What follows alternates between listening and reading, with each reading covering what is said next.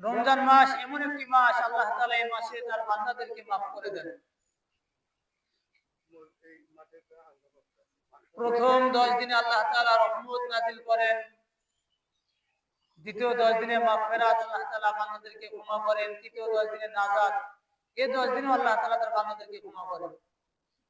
তো আল্লাহ তাআলা আমাদেরকে অত্যন্ত ভালোবাসেন, মহব্বত করছেন, বিদায় আমাদেরকে রমজানের পুরো একটি মাসের রহমত, মাগফিরাত, নাজাতের সমস্ত অংশগুলো আমাদেরকে দান করেছেন। এখন আমরা যে দিনে উপস্থিত হয়েছি, এই দিনটা হলো আল্লাহ তাআলার পক্ষ থেকে তার বান্দাদেরকে ক্ষমা করা, মাফ করার দিন। আল্লাহ রাব্বুল আলামিন আজকের এই দিনে তার বান্দাদেরকে মাফ করে দিবেন। এবং আমরা পুরো একটি মাস রোজা রেখেছি, এই রোজার প্রতিদান স্বয়ং আল্লাহ তাআলা দিয়ে দিবেন।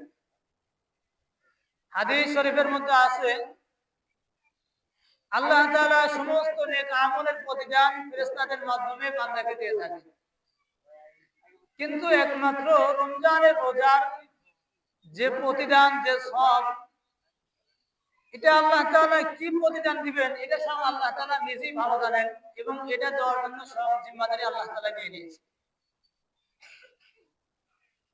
আজকের দিন তো ওই সমস্ত মানুষের জন্য খুশির দিন। ঈদ মানে খুশি, আনন্দ, আমরা সবাই জানি।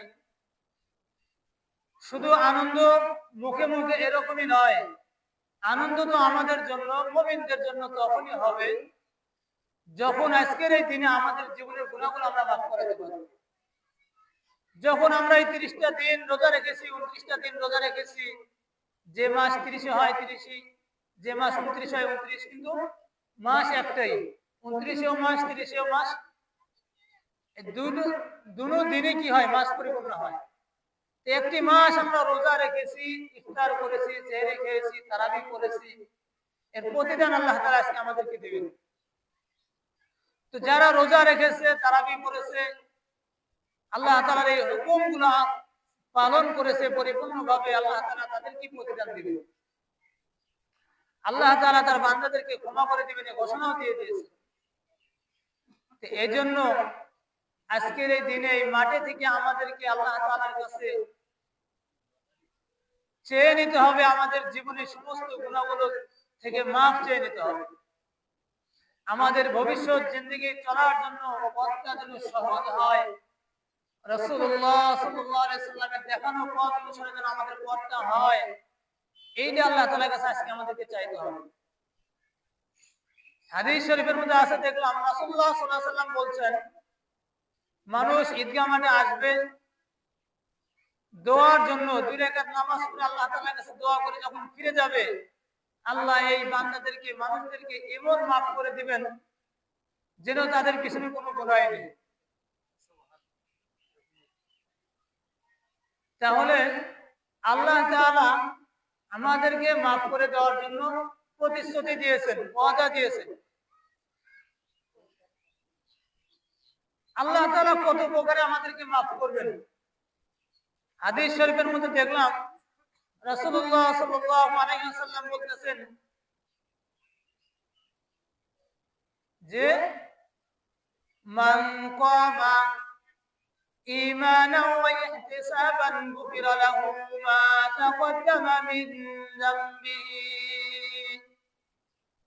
অপর হাদিসে আছে, মান সামা ঈমানান ওয়া ইহতিসাবান গুফিরা লাহু মা তাকদ্দামা মিন যামবিহি। এরকম ভাবে বিভিন্ন হাদিসের মধ্যে আছে যে, যে ব্যক্তি আল্লাহ তাআলার রাজি খুশির উদ্দেশ্যে, নেকের উদ্দেশ্যে, সওয়াবের আশায়, ঈমানের সাথে রমজান মাসে রোজা রাখবে, আল্লাহ তাআলা তাদেরকে মাফ করে দিবেন।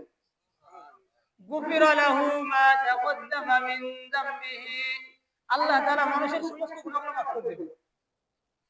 এরকম হাদিসের শুরুতে বলা হয়েছে, মান কামা ঈমানা, মানে যারা রাত্রিতে দাঁড়িয়ে যাবে, কিয়াম করবে। আগের হাদিসে মান সামা, অর্থাৎ সিয়াম পালন করবে, রোজা পালন করবে। পরে হাদিসে বলা হয়েছে মান কামা, যারা রাত্রি বেলায় কিয়াম করবে, অর্থাৎ তারাবি নামাজ পড়বে, তাহাজ্জুদ করবে, এই সমস্ত বান্দাদেরকে আল্লাহ তাআলা কি করবেন, কুফির লাহুম মা তাকাদ্দামা মিন যামবিহি, তাদের জন্য বলতেছেন তোমাদের গুনাহগুলো আমি মাফ করে দেব। এরকম ভাবে লাইলাতুল কদরের কথা আছে, কদরের রাতে যারা ইবাদত বন্দেগি করবে তাদেরকে আল্লাহ তাআলা মাফ করে দিবেন ঘোষণা করে দিয়েছে। তাহলে আল্লাহ তাআলা আমাদেরকে মাফ করে দেওয়ার জন্য কত পদ্ধতি রাখছেন। হাদিসের মধ্যে আছে, এই হাদিসগুলোর মধ্যে অনুরূপ হাদিস যে যারা ইফতার করবে বা ইফতার করাবে তাদেরকে আল্লাহ তাআলা মাফ করে দিবেন।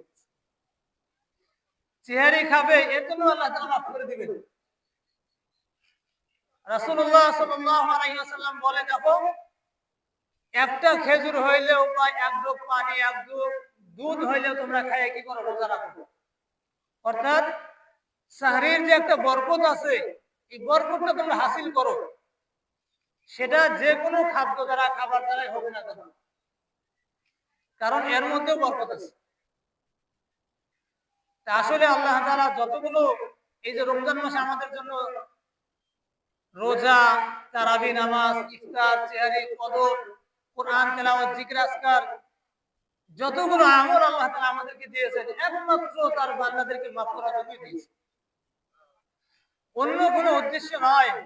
একমাত্র তার এই বান্দাদেরকে মাফ করে দেওয়ার জন্য আল্লাহ তাআলা দিয়েছেন। কিন্তু আমরা নিজেরা যদি হতভাগা হয়ে যাই, আল্লাহর কাছ থেকে যদি মাফ না নিতে পারি, পুরো 12টি মাস আমরা আমাদের মন চাই আমরা চলতে পারি। একটি মাস আল্লাহ তাআলা আমাদের জন্য বাধ্যবাধকতা করে দিয়েছেন যে তোমরা একটি মাস কি করো, আমার হুকুম রোজা রাখো, আমার হুকুমটা তোমরা পালন করো। তোমাদের পুরো বছরে আমি কোনো বাধা দেই না, একটা মাস একমাত্র 30টা দিন বা 29টা দিন আমি তোমাদের জন্য রোজা ফরজ করেছি, তোমরা আমার জন্য কি করো, এই একটা মাস ইবাদত করো, আমি তোমাদেরকে মাফ করে দেব।